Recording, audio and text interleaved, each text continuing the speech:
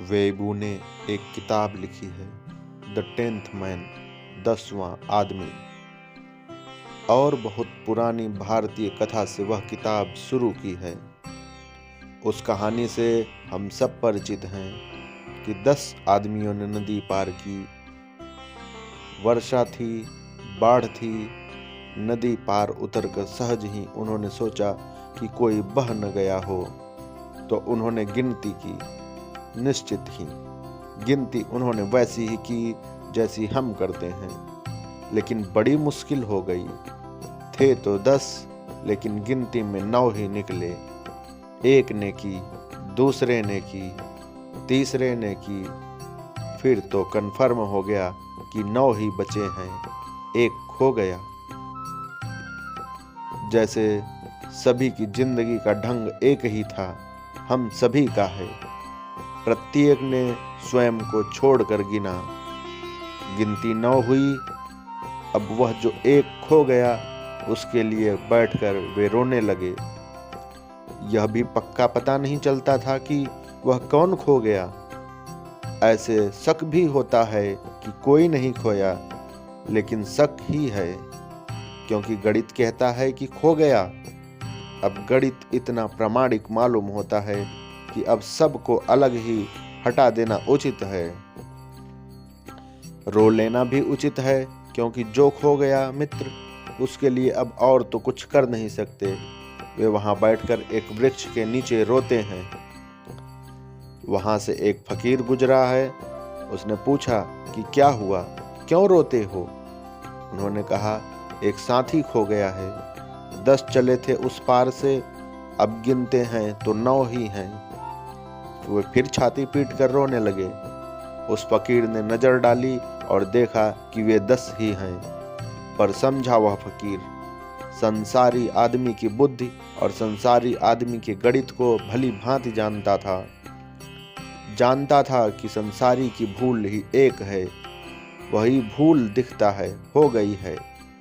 उसने कहा, जरा फिर से गिनो, लेकिन एक काम करो, मैं एक एक आदमी के गाल पर चाटा मारता हूँ। जिसको मैं चाटा मारूं वह बोले 1, दूसरे को मारूं 2, तीसरे को मारूं 3।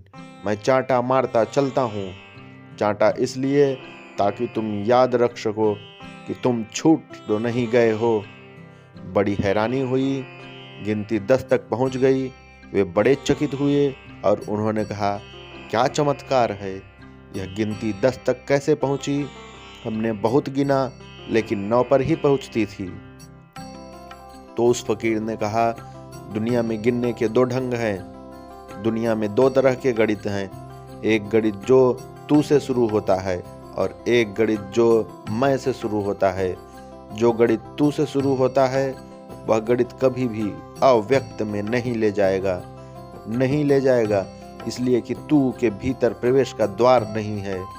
जो गणित मैं से शुरू होता है, वह अव्यक्त में ले जाता है। इसलिए धर्म की परम अनुभूति परमात्मा है और धर्म का प्राथमिक चरण आत्मा है। आत्मा से शुरू करना पड़ता है, परमात्मा पर पूर्णता होती है। स्वयं से चलना पड़ता है, सर्व में निष्पत्ति होती है। तो अपने भीतर से गिनती शुरू करें। अभी भी आपके भीतर अव्यक्त मौजूद है, झांकते ही नहीं वहां। यह दूसरी बात है, आपके भीतर। इसे थोड़ा समझ लेना उचित होगा कि अव्यक्त आपके भीतर कैसे है। आपके ठीक पैरों के नीचे है। जिस जमीन पर आप खड़े हैं, वहीं थोड़े ही 2 कदम नीचे। चले नहीं कि अव्यक्त मौजूद है। कौन चला रहा है आपकी श्वास को? आप तो जरा बंद करके देखें तो पता चलेगा आप नहीं चला रहे हैं। जरा रोकें तो पता चल जाएगा आप नहीं चला रहे हैं। श्वास धक्के देगी और चलेगी, तब आपको पता चलेगा आपके नीचे से भी कोई और गहरे में इसे चला रहा है। खून चल रहा है 24 घंटे। आप नहीं चला रहे हैं। आपने कभी चलाया नहीं। चलाना पड़ता तो बहुत मुश्किल में पड़ जाते। वह काम ही इतना होता है कि और कोई काम नहीं बचता। और मिनट 2 मिनट और भी चूक जाते, भूल जाते तो समाप्ति हो जाती।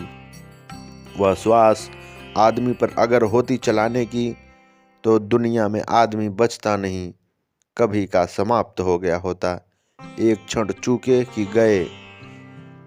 आप सोए रहें, बेहोश पड़े रहें, शराब पिए पड़े रहें, वह श्वास चलती रहेगी, खून दौड़ता रहेगा। खाना तो आप खा लेते हैं, पचाता कौन है? आप अभी तक बड़ी से बड़ी वैज्ञानिक प्रयोगशाला रोटी को खून में बदलने में समर्थ नहीं हो पाई है। और वैज्ञानिक कहते हैं कि आदमी का छोटा सा पेट जो करता है, अगर किसी दिन हम समर्थ हुए तो कम से कम सैकड़ों मील जगह घेरें, इतनी बड़ी फैक्ट्री और लाखों लोग काम करें, इतना इंतजाम एक आदमी के पेट में जो हो रहा है उसके लिए करना पड़ेगा। लेकिन फिर भी पक्का नहीं है कि यह हो सकेगा। कौन चला रहा है? आप।